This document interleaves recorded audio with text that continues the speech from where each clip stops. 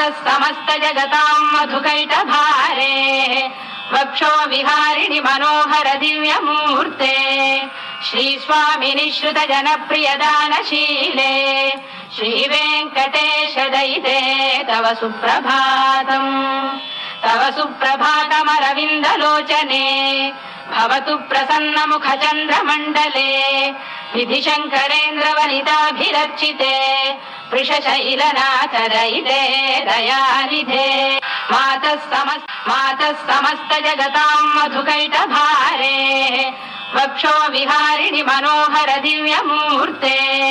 श्रीस्वामिनि श्रुत जनप्रियदानशीले श्रीवेङ्कटेश दयिते तव सुप्रभातमरविन्दलोचने भवतु प्रसन्नमुखचन्द्रमण्डले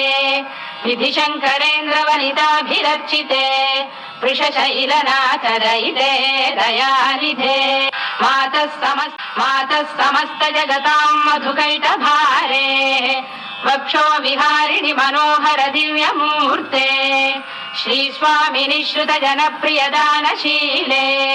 श्रीवेङ्कटेश दयिते तव सुप्रभातमरविन्दलोचने भवतु